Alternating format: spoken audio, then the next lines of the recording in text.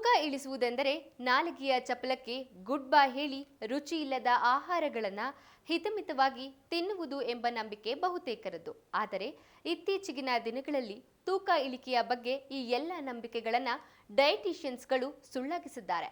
ಹಿನ್ನೆಲೆ south Indian style ಬೆಳಗಿನ ಉಪಹಾರ ತೂಕ ಇಳಿಕೆಗೆ ಪೂರಕವಾಗಿದ್ದು, ಇದರಿಂದ ನಮ್ಮ ದೇಹಕ್ಕೆ ಅತ್ಯುತ್ತಮ ಪೋಷಣೆ ಲಭ್ಯವಾಗುತ್ತೆ. ಹೀಗಾಗಿ ದಕ್ಷಿಣ ಭಾರತೀಯರಾದ ನಾವು ತೂಕ ಇಳಿಸಬೇಕಾಗಿದ್ದರೆ ಯಾವೆಲ್ಲ ಬಗೆಯ ನಮ್ಮದೇ ಶೈಲಿಯ ರುಚಿಯಾದ ಆಹಾರಗಳನ್ನು ನಿಶ್ಚಿಂತವಾಗಿ ಸೇವಿಸಬಹುದೆಂಬುದ ವಿಡಿಯೋ ಇಲ್ಲಿದೆ ನೋಡಿ. ಸೌತ್ ಸ್ಟೈಲ್ನ ಈ ತಿಂಡಿಗಳನ್ನು ತಿಂದು ತೂಕ ಇಳಿಸಿ. ದಕ್ಷಿಣ ಭಾರತೀಯ ಶೈಲಿಯ ಈ ಆಹಾರ ವೇಟ್ ಲಾಸ್ಗೆ ಬೆಸ್ಟ್. ಬ್ರೇಕ್ಫಾಸ್ಟ್ಗೆ ಈ ತಿಂಡಿ ಸೇವಿಸಿ ಈಸಿಯಾಗಿ ತೂಕ ಕರಗಿಸಿ. ತೂಕ ಇಳಿಯಬೇಕು ಆದ್ರೆ ಆಹಾರ ರುಚಿಯಾಗಿರ್ಬೇಕು ಅಂತ ಯಾರಿಗೆ ತಾನೇ ಅನ್ಸೋದಿಲ್ಲ ಹೇಳಿ? ಯಾಕಂದ್ರೆ ತೂಕ ಇಳಿಸೋದು ಅಂದ್ರೆ ನಾಲಿಗೆಯ ಚಪಲಕ್ಕೆ ಗುಡ್ ಬೈ ಹೇಳಿ ರುಚಿ ಇಲ್ಲದ ಆಹಾರಗಳನ್ನ ಹಿತಮಿತವಾಗಿ ತಿನ್ನೋದು ಅನ್ನೋದು ಹಲವರ ನಂಬಿಕೆ. ಆದ್ರೆ ಇತ್ತೀಚೆಗಿನ ದಿನಗಳಲ್ಲಿ ತೂಕ ಇಳಿಕೆಯ ಬಗೆಗಿನ ಈ ಎಲ್ಲ ನಂಬಿಕೆಗಳನ್ನು ಡಯಟಿಷಿಯನ್ಗಳು, ಪೋಷಕ ತಜ್ಞರು ಸುಳ್ಳಾಗಿಸಿದ್ದಾರೆ. ಈ ನಿಟ್ಟಿನಲ್ಲಿ ಹಲವು ಪ್ರಯೋಗಗಳು ಕೂಡ ಆಗುತ್ತಲೇ ಇವೆ. ನೀವು ಮೆಚ್ಚುವ, ನಿತ್ಯವೂ ತಿನ್ನುವ ಆಹಾರದಲ್ಲಿಯೇ ಕೊಂಚ ಮಾರ್ಪಾಡುಗಳನ್ನ ಮಾಡಿಕೊಂಡು ಸರಿಯಾದ ಆರೋಗ್ಯಕರ ಜೀವನ ಶೈಲಿ ಹಾಗೂ ವ್ಯಾಯಾಮಗಳನ್ನ ಮಾಡ್ಕೊಂಡಿದ್ರೆ ತೂಕ ಖಂಡಿತವಾಗಿಯೂ ಇಳಿಯುತ್ತೆ ಅಂತಾರೆ ಪೋಷಕಾಂಶ ತಜ್ಞರು. ಇದನ್ನ ಹಲವರು ಮಾಡಿ ತೋರಿಸಿದ್ದಾರೆ ಕೂಡ. ಇತ್ತೀಚೆಗೆ ದಕ್ಷಿಣ ಭಾರತೀಯ ಶೈಲಿಯ ಅಡುಗೆಗಳು, ಬೆಳಗ್ಗಿನ ಉಪಹಾರಗಳು ಸಾಕಷ್ಟು ಪ್ರಸಿದ್ಧಿಗೆ ಬರುತ್ತಿವೆ. ದಕ್ಷಿಣ ಭಾರತೀಯ ಶೈಲಿಯ ಬೆಳಗ್ಗಿನ ಉಪಹಾರ ತೂಕ ಇಳಿಕೆಗೆ ಪೂರಕವಾಗಿದ್ದು, ಹಲವರು ಇತ್ತೀಚೆಗೆ ಈ ಶೈಲಿಯ ಆಹಾರ ಕ್ರಮಕ್ಕೆ ವಾಲುತ್ತಿದ್ದಾರೆ. ಇದರಿಂದ ನಮ್ಮ ದೇಹಕ್ಕೆ ಅತ್ಯುತ್ತಮ ಪೋಷಣೆ ಲಭ್ಯವಾಗುತ್ತೆ. ಹೀಗಾಗಿ ದಕ್ಷಿಣ ಭಾರತೀಯರಾದ ನಾವು ತೂಕ ಇಳಿಸಬೇಕಿದ್ರೆ ನಮ್ಮ ನಾಲಿಗೆಯ ಮಾತನ್ನ ಧಾರಾಳವಾಗಿ ಕೇಳಬಹುದು. ಅಷ್ಟಕ್ಕೂ ದಕ್ಷಿಣ ಭಾರತೀಯ ತಿನಿಸುಗಳು ಯಾಕೆ ಆರೋಗ್ಯಕರ ಗೊತ್ತಾ? ಉಪ್ಪಿಟ್ಟು, ಇಡ್ಲಿ, ಪೊಂಗಲ್, ಉತ್ತಪ್ಪ, ಪಡ್ಡು, ಬಗೆ ಬಗೆಯ ದೋಸೆಗಳು ನಮ್ಮ ದಕ್ಷಿಣ ಭಾರತೀಯರ ಮನೆಗಳ ಬೆಳಗ್ಗಿನ ಆರಾಧ್ಯ ದೈವಗಳು. ಈ ಎಲ್ಲ ಬಗೆಯ ಆಹಾರಗಳಲ್ಲೂ ಬಗೆ ಬಗೆಯ ಧಾನ್ಯಗಳು, ಬೇಳೆಕಾಳುಗಳ ಬಳಕೆ ಇದೆ. ತೆಂಗಿನಕಾಯಿ, ಕರಿಬೇವು, ಕೊತ್ತಂಬರಿ ಸೊಪ್ಪು, ಬಗೆ ಬಗೆಯ ತರಕಾರಿಗಳು ಇತ್ಯಾದಿಗಳ ಬಳಕೆ ಇದೆ. ಇವೆಲ್ಲವೂ ಇಡೀ ಉಪಹಾರದ ಪೋಷಕಾಂಶಗಳ ಮಟ್ಟವನ್ನ ಮತ್ತಷ್ಟು ಹೆಚ್ಚಿಸುತ್ತವೆ. ಇನ್ನೂ ಮುಖ್ಯವಾದ ಮತ್ತೊಂದು ಅಂಶವೆಂದರೆ ದಕ್ಷಿಣ ಭಾರತೀಯರಾದ ನಮ್ಮ ಶೈಲಿಯ ತಿಂಡಿಗಳ ಹಿಟ್ಟು ತಯಾರಿಕೆಯಲ್ಲಿ ಹುಳಿ ಬರಿಸುವ ಪ್ರಕ್ರಿಯೆಯೂ ಇದೆ.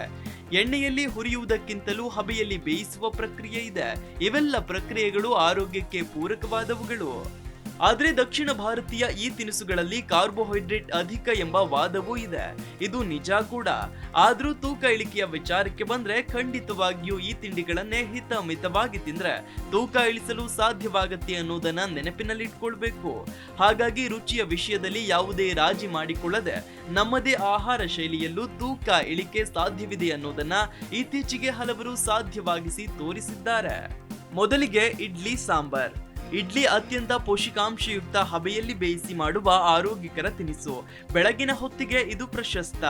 ಅಕ್ಕಿ ಹಾಗೂ ಉದ್ದಿನ ಬೇಳೆಯಿಂದ ಮಾಡಿದ ಇಡ್ಲಿಗೆ ತರಕಾರಿ ಹಾಕಿದ ಸಾಂಬಾರು, ತೆಂಗಿನಕಾಯಿಯ ಚಟ್ನಿ ಇದ್ದರೆ ಸ್ವರ್ಗ.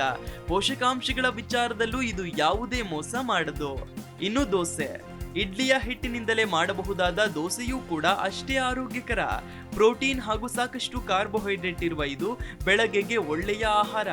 ಕೇವಲ ಈ ಹಿಟ್ಟಲ್ಲದೆ ನೂರಾರು ಬಗೆಯ ದೋಸೆಗಳನ್ನು ತರಕಾರಿ ಹಾಗೂ ಬೇರೆ ಬೇರೆ ಧಾನ್ಯಗಳನ್ನು ಬಳಸಿ ಮಾಡಬಹುದು ಎಂಬುದೇ ದೋಸೆಯ ವಿಶೇಷತೆ. ಇನ್ನು ಉಪ್ಪಿಟ್ಟು. ಗೋಧಿ ಅಥವಾ ರವೆಯಿಂದ ಮಾಡಬಹುದಾದ ಉಪ್ಪಿಟ್ಟು ಕೂಡ ಬೆಳಗ್ಗೆಗೆ ಹೇಳಿ ಮಾಡಿಸಿದ ತಿಂಡಿ. ಬಗೆ ಬಗೆಯ ತರಕಾರಿಗಳನ್ನ ಹಾಕಿಯೂ ಮಾಡಬಹುದು. ಇದು ಕೂಡ ಪೋಷಕಾಂಶಯುಕ್ತ ಆಹಾರ, ತೂಕ ಇಳಿಕೆಗೂ ಪೂರಕ.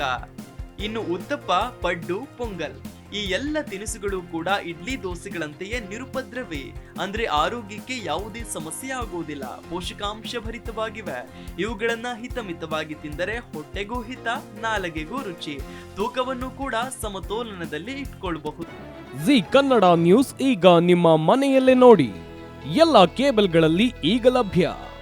ಸನ್ direct 292, Jio TV 1334, U digital 162, city cable 51, GTPL 17, Abhishek cables 821, ರಾಕ್ ಲೈನ್ ಟೆಲಿಕಮ್ಯುನಿಕೇಶನ್ 51, Shri Basaveshwara number 60, Vinayaka digital number 53, in digital number 896ರಲ್ಲಿ. ನಿಮ್ಮಿಸ್ತದ ಜಿ ಕನ್ನಡ ನ್ಯೂಸ್ ನೋಡಿ ಆನಂದಿಸಿ.